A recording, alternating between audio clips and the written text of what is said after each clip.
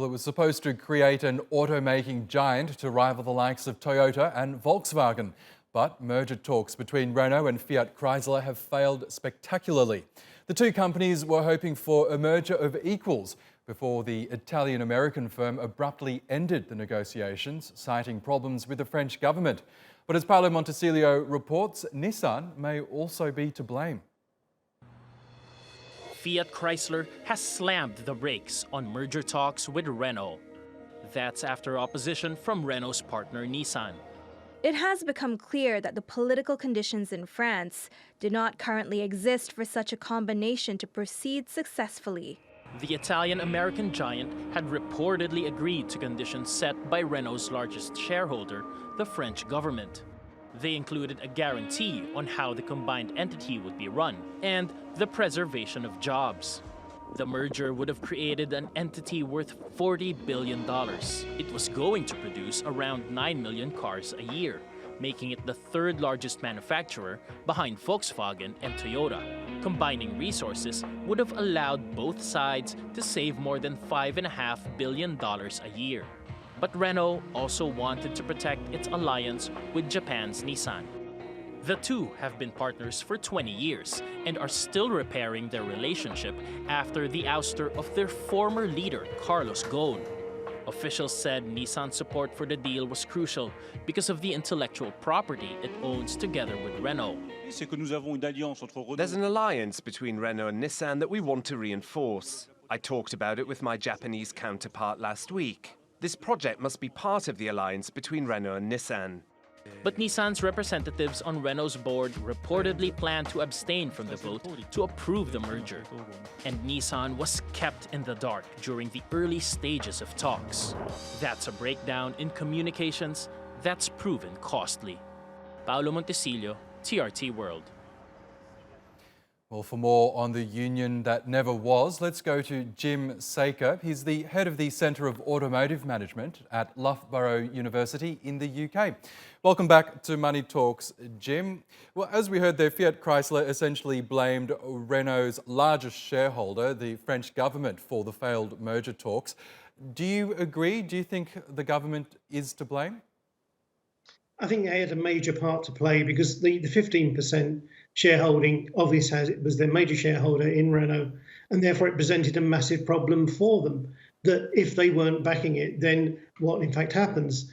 And I think it's really interesting that the FCA have said that basically it was to do with the lack of political will within France to make that happen. And you could understand that being the case, that Macron at the moment is facing a great deal of pressure from the populist parties, the right wing, and for the government to be seen to be selling off a major motor company to an Italian-American combination would present a bit of a political challenge for him. Yes, and there were also reports that Nissan was privately against this merger. Nissan, as we know, has been in an alliance with Renault for almost 20 years now. How much of a part did Nissan's lack of support have in all this? It's difficult to see behind the facade that's actually been going on. Obviously, at the meeting, Nissan abstained, then were allowing the process to go through. So therefore, you're looking at that and going, well, that doesn't seem as if they're fighting against it. They're just being acquiescent. I think there was an issue that behind the licensing arrangements of technology between the two companies, and if basically Renault sold out and left Nissan in the cold, then there was a problem. So it was almost as if there was two elements with this. One was the populist side within the politics within France, but also there was this tangential piece that said actually Nissan wasn't 100% behind it because of the license sharing, the technology sharing that would have had to take place subsequently. So it was the two things combined. The merger makes sense. It really does. You know, to have a car company this size really makes sense in this world where the technology is changing. Yes, there seemed to be pushback as well from the Italian government's side. We heard the government there saying that it might be forced to intervene in this proposed merger unless it guaranteed that no jobs would be lost in Italy. Do you think populism on that front had a role to play here as well. Undoubtedly, as soon as you start getting mergers and acquisitions in this sort of way, what happens is that the politicians get involved. They're trying to protect jobs, inevitably for their own country, but not necessarily for the best for the actual company involved. So therefore, you end up having a company which may be less competitive up against people like Toyota and other major global players, because of the idea of preserved self-interest, which is taking place within those particular countries. You touched on it a little earlier, but tell us a bit more about why these alliances, these mergers are so important in this day and age where I guess motor vehicle sales are facing much competition and are dwindling in some cases. I think it's because primarily the changing technology that people are more reluctant to purchase vehicles with the current technology available, with powertrain particularly. There's been a demonisation of diesel since the Volkswagen incident, and then you have this situation whereby each country is taking different routes as to what powertrain should be used. So Japan and South Korea are going down the hydrogen route.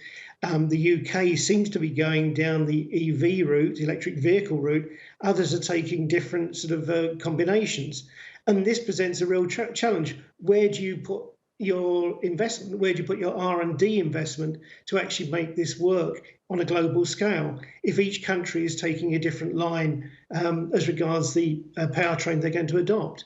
So therefore, the bigger the organisation, the more merging together of technologies, the more they have a chance of competing. Yes. If you go down the, I'm sorry. No, that's okay. But it does seem like that both Fiat Chrysler and Renault have left open the door to a proposed merger somewhere in the future. Do you think they'll revisit the idea?